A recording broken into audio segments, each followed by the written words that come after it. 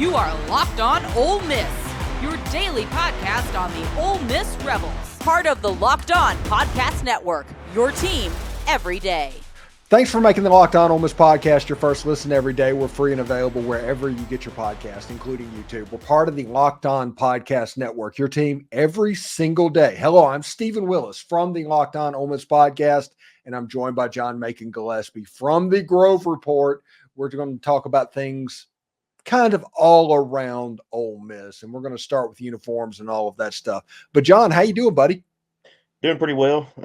Summer's kind of plugging away a little bit, just kind of moving on ahead. And I guess the next big thing for me will be media days, which we'll talk about here in a little bit. But looking forward to that trip. I hadn't been to Dallas in years, so I'm looking forward to that. Yeah, we're going to get to that, but I do have a funny question, because you know how corporate entities like to virtue signal, and bringing Texas and Oklahoma into the league. I just wonder how many cowboy hats are going to be going around at that SEC Media Days event. We can set the over-under at 200, maybe. I mean, I think it should be a pretty good bit. It is kind of a marketing opportunity too, a little bit. But with new fan bases in too, I wouldn't be shocked to see hundreds of those things in Dallas. Yeah, and with what Texas just did to Texas A&M. Oh my gosh, yeah. Oh my goodness, we're 2 weeks away from Media Day. Yes, give me all of the Texas versus Texas A&M stuff. Well, I mean, it's even a different sport. But I tweeted this after the fact. It's like this is really interesting timing for that because of Media Days. I mean, the fan bases will still be there and everything, so it's still going to be fresh on everybody's mind a little bit, and it'll be interesting for sure. Yeah, something after this happened, I saw online, somebody said, well, this officially just became Texas A&M Super Bowl. And I was like, no, this was already Texas A&M Super Bowl.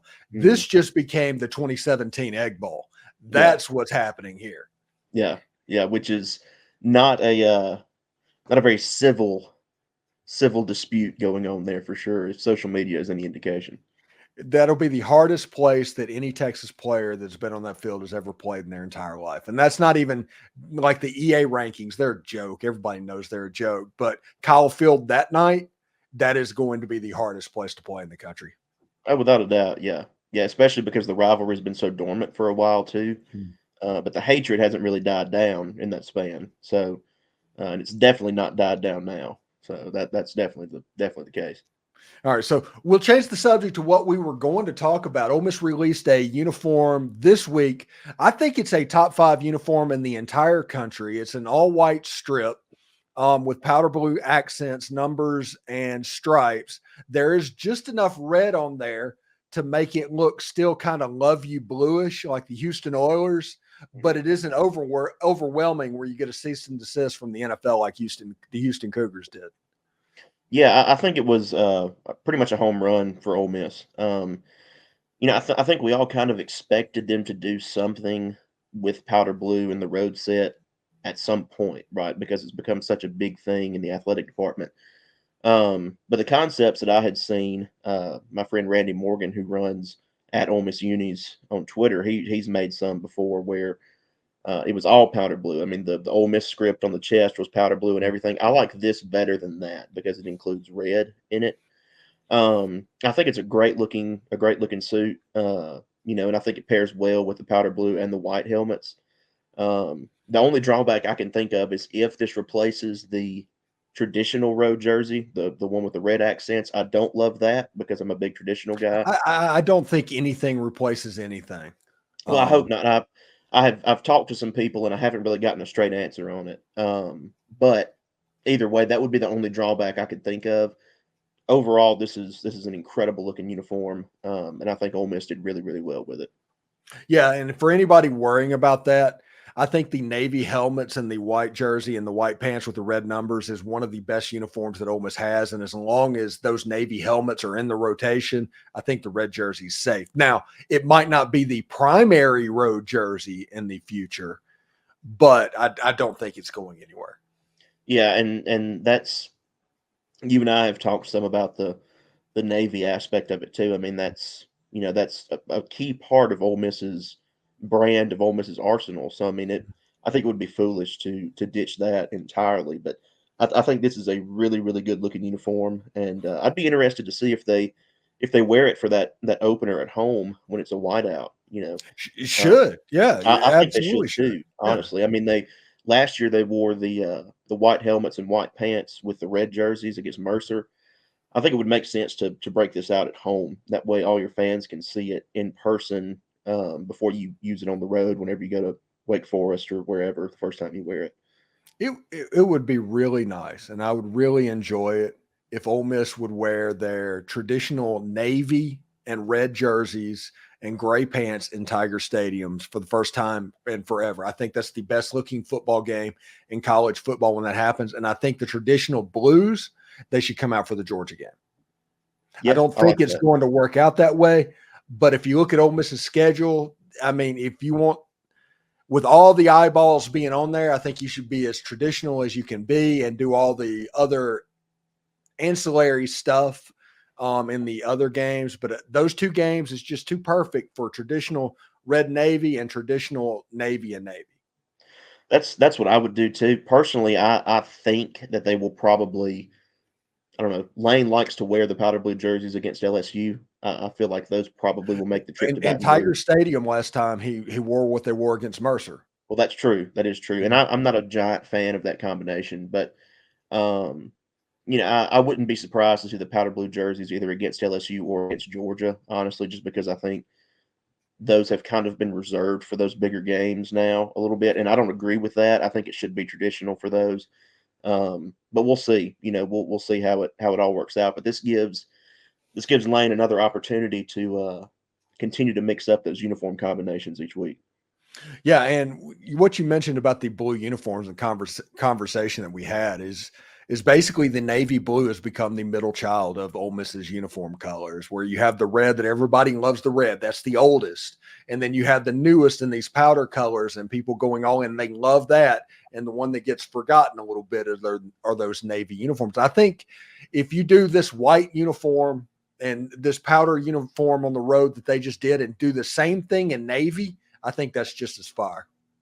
Yeah, that's actually what I would add. I think the only thing that I would add would be bringing back that white jersey with the navy accents that debuted under Hugh Freeze in 2013, I think it was. That's what I would bring back. I don't love the navy pants they sometimes paired with that, but wearing that white and navy jersey with white pants or gray pants that time they wore it against Arkansas, I think looked really, really good. Um, I think yeah, if they did a that navy pants with just white stripes and not the rebels down the side, right, I yeah. think that would look terrific. I think that would look good I too. think colored pants, that's the next step in the uniform. Yeah.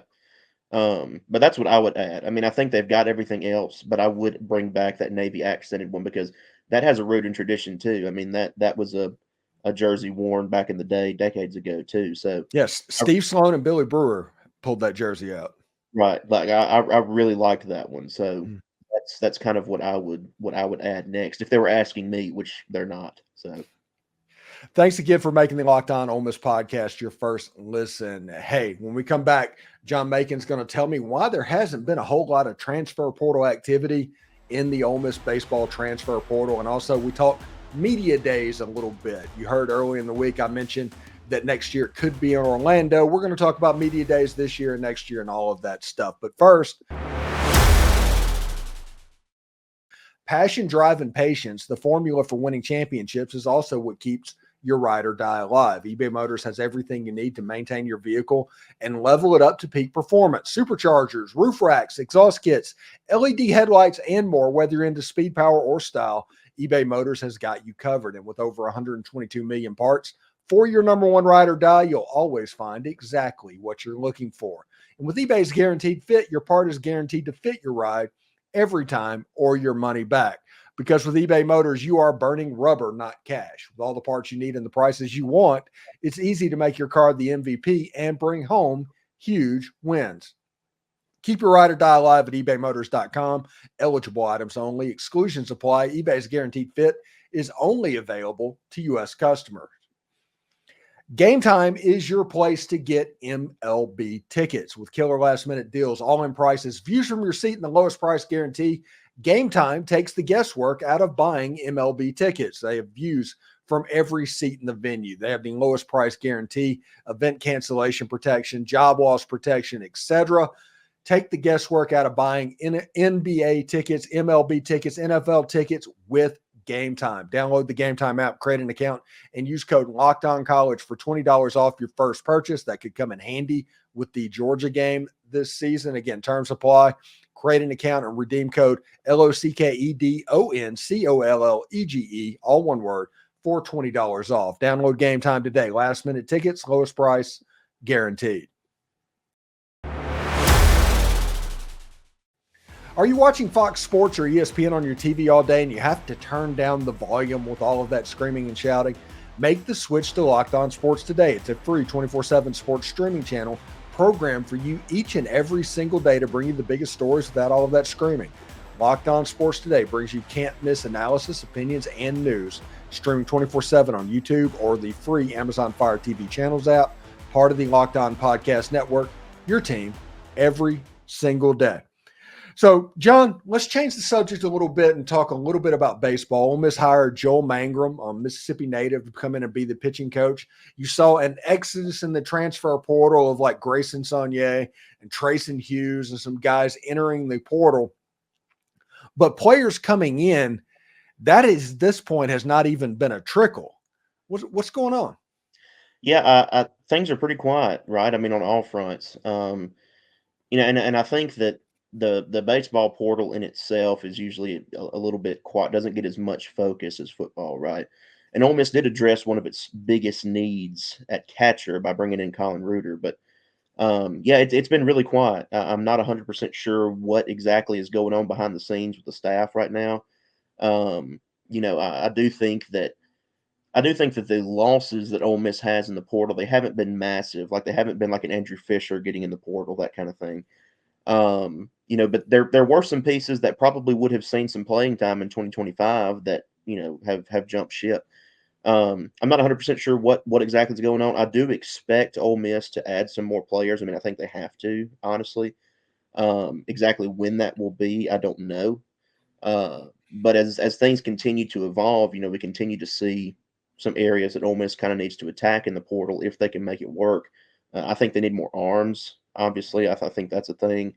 But we'll just have to see kind of how it goes. But with Joel Mangrum coming in, to me, that would be kind of a boost for you in the portal as far as pitching is concerned, because I had a pretty lengthy interview with Dylan DeLucia about him, and what he brings to the table seems to be pretty solid from an analytical standpoint. I think that pitchers would develop really nicely under him. So we'll just have to see if that plays out like that. I'm going to change the subject just a little bit here because you mentioned something about analytics, and I just kind of want to spitball, throw something out here. Might not be true, but let's see. But about 10, 15 years ago, whenever the OPS trend hit baseball, and everybody all of a sudden started counting slugging percentage versus on base being the important metric that everybody was looking for. And every time he went up to bat was about doing damage and extra base hits and hitting the ball hard.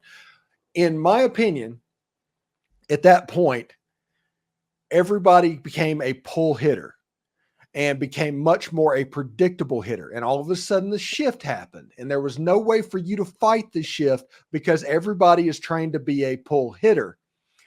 If we just went back to playing baseball, would that fix a lot of this mess? If we would just start ignoring analytics, I know that's not going to happen, but if they would just start playing like Tony Gwynn right now would hit 450. Oh yeah, no, I mean, there's no doubt. Yeah, no, it's I think that's kind of a point. Yeah, I mean, I think analytics definitely has its place in baseball, right? I mean, I think it's important to look at the numbers, look at the metrics, that kind of thing. But being overly reliant on analytics and taking away the just playing ball aspect of it, for lack of a better term, I think that's kind of the wrong way to go about it. And that's kind of what DeLucia said to me, is that Mangrum kind of has that mix of the two. Like, he's an old school guy, but he has a really, really good understanding of analytics and, how to make a pitcher's stuff play well against different kinds of hitters, that kind of thing. So that's why I think it's a really good addition for Ole Miss, because he's not just totally analytics. He's an old school guy too. I think you have to have a mixture of the two in order to be successful, honestly. Yeah, because there's a trap in analytics that you could fall into. Like, let's take spin rate on pitches. Okay, you have a pitcher. Let's say Dylan DeLucia has a high spin rate on whatever he's throwing in, and you want to try and maximize that to the next level. They're going to take you to the farthest level that you can get without hurting you. But sometimes getting that spin rate is not a good idea. And if you look at starting pitchers around Major League Baseball and in college baseball, they're having Tommy John issues. And that is because you're being coached to that spin rate instead of coached to actually what your pitch looks like and how to throw the pitch. It's so weird that everybody's coaching off of a spreadsheet right now. Yeah, and I mean, you have noticed an uptick in Tommy John issues, right? I mean, I'm a Braves fan. I mean, that's been one of the biggest detriments of this season. Spencer Strider. I mean, he's done. Obviously they have other issues right now too, but Spencer Strider was the first domino to fall. I mean, you see a big uptick in that, and that's something you really have to be careful with when you're trying to maximize things based on the numbers, putting your players in jeopardy like that. If you're not really careful, that's something you have to watch. Yeah, whoever the pitcher is on the mound. I mean, it could be Dylan DeLucia, it could be Doug Nikhazy. It doesn't matter. They have different tolerances for what they can do. That not everybody's the same. So you got to be careful about coaching off of spreadsheets. Like, hey, we want a spin rate of over 3,000 on this slider. Well, that's probably not good for the muscle of this young pitcher's arm to make that happen. And all of a sudden, you just created a ticking time bomb. Yeah. Well, and on the flip side of that, that's something you say in young pitcher. That's something that DeLucia brought up, was that Mangrum has worked with guys coming out of college and also draft picks straight out of high school. Right now that he's at Ole Miss, he's going to be just working with guys straight out of high school, or maybe out of the portal from another school or something. He's getting them at a younger age. That's something that he pointed out to me than what he has been, and Dylan thinks that him getting these guys at a younger age is going to be really, really good for their development, because they will know more about pitching plots and that kind of thing once they get to the pros. And that, to me, that just benefits Ole Miss, because they're going to be more knowledgeable about their game, especially when conference play hits. Is he going to call the pitches? That I don't know. I haven't heard that from anybody. I would assume he probably is, but I have no idea how that's going to work yet. Yeah, it's another situation that I don't know how I feel about it. The catcher and the pitcher just calling the game, that just feels natural. I mean, in this age of having basically video game controllers in the dugout, I think that a coach doesn't know how a starting pitcher feels whenever they do that, and it's harder for that starting pitcher to say no, and all of a sudden that can lead to a little bit more trouble. When that pitcher and catcher, he has no problem shaking it off. It's like, no, I can't do that right now. Yeah. I mean, that's how it was for years. Right now it's about, I don't know if about control is the right word, but I guess it kind of is controlling the game a little bit. I mean, even less than 10 years ago, I mean, having a walkie-talkie and an earpiece in the dugout was a foreign concept, right? I mean, that didn't happen. And now whenever you show Mike or any college coach in the dugout, it's talking into the walkie-talkie, catcher's got the earpiece, there's the pitch call. There it is. It's different. I mean, it's evolved not just with analytics, but with technology stuff like that too. It's evolved a lot. It's kind of the football basketballization of baseball, because they're two sports that has never been really coach dependent, and that's baseball and soccer. I mean, you just kind of play the game, and you might can strategize how you're going to do it and set it up, but it still has to play out. Right there, it feels like they're trying to make it a much more coach-driven league in Major League Baseball, and that's going to trickle down, and we'll see exactly how that goes. Yeah, it's changing a lot. I mean, and football's even changing too, with the in-helmet communication stuff too, and at the college game. I mean, that's finally come down from the NFL. EA Sports didn't get that memo. Yeah, right. Which I think is personally good for college football, but I will miss the hand signals and signs and stuff. But The curtains and Yeah. people coming out there like Ralph Macchio from Karate Kid in the shower curtain opens it up, like flashes the signal, And closes. you've got the sign with like Homer Simpson and the McDonald's logo and Yeah, all this other whatever play that is. Mhm. Yeah. Absolutely ridiculous. Anyway, SEC Media Days is coming up here. By the time this airs, it'll be about 2 weeks Mhm. until SEC Media Days. You're going to Dallas. What are you looking forward to? Man, I'm really looking forward just to the overall experience, right? I mean, it's to me, media days is people jokingly say it's the unofficial start of football season. I mean, we've still got over a month before kickoff. But it's the ceremonial start, is Right. what it Yeah, is. I that's don't. kind of what I was getting at is that Yeah. it then feels like football season when media Mhm. days comes and goes. I'm looking forward to it. Again, like I said, I haven't been in Dallas in a long time.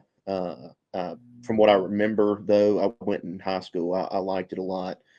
I'm looking forward to it. I'm gonna have myself, Jackson Harris, who's from Dallas, will be there.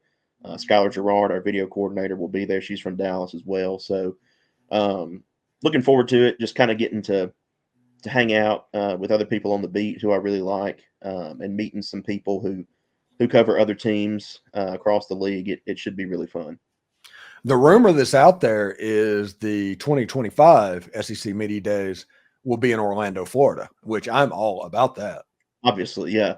No, I think that would be fun too. I've never been to Orlando. I think that would be a What? really You've fun never trip. been to Orlando? Orlando Mm-mm. would change your life. Going to Orlando would be like going to Vegas for the first time. Really?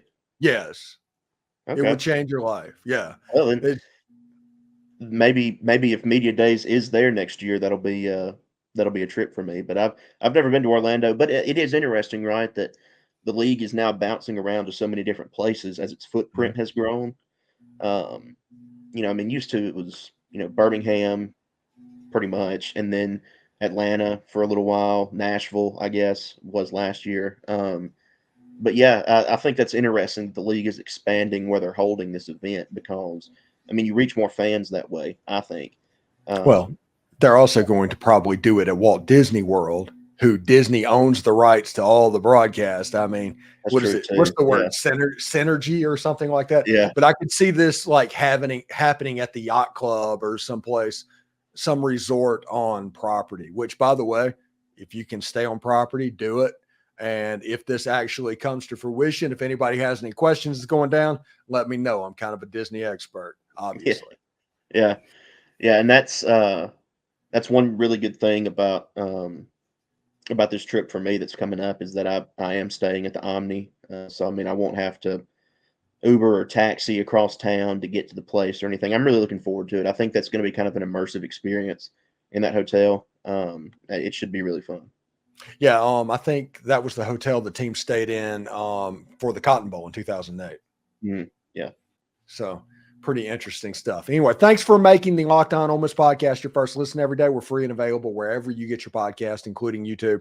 We're part of the Locked On Podcast Network, your team every single day. John Macon Gillespie, the Grove Report. What do you got going on over there this week? Still talking some recruiting, I guess, as EA continues to release stuff leading up to their big football game reveal. I think they're intentionally trying to piss everybody off. Well, I mean, they have to be, right? Yeah. I mean, the stuff that Penn, came Penn out. State ranked over Ole Miss in offense. If only Yes. we had a game recently that we can look back and see exactly how those offenses look. If Yeah. only we could do that. If EA, I feel bad that they had to hypothetically do a situation like that. Yeah, it's not. Yeah. They have to be doing it for talking points, but I mean, who knows? I mean, maybe they're serious. But we'll be talking some about that. We're gonna as media days gets closer, we're gonna be talking about some stuff, some talking points, some scenarios and stuff that may come out of that. So it should be really fun. Yeah, in the last couple of years, by the way, everybody's freaking out about it, but about media days is about when conference realignments happen somewhere, surprise in every single league. Mm. So I mean So it's that time of year again. We'll see. it's that time of year again. Is it Florida State and Clemson to the Big Ten? Oh, good Maybe. Lord. Yeah. I'm actually I'm okay with Florida State and Clemson going to the Big Ten. If Ole Miss, or if the SEC lands Virginia and North Carolina, you pick up Kansas and maybe somebody like Oklahoma State, even though I realize that would be two Oklahoma schools, but either Oklahoma State or Texas Tech, I think you would be all right.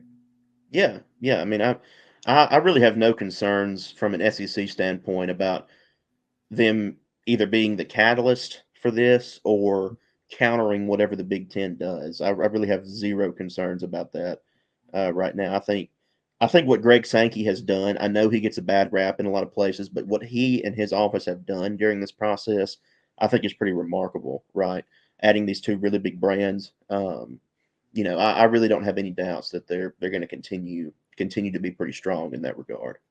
Yeah, the only downside is Ole Miss fans are going to have to wait 3 years to play Texas. Yeah, That's the only. Now it's going to get a home and home with Oklahoma, which is kind of cool, especially if Ole Miss can win both of them. Because how many teams? There's like 3-0 against Oklahoma. not many. Yeah. Yeah. We'll see exactly what happens. Anyway, John, thank you very much, buddy. We'll talk to you not next week, but the week after leading into Media Days. All right. Sounds good to me. Thank you, Stephen. All right, man.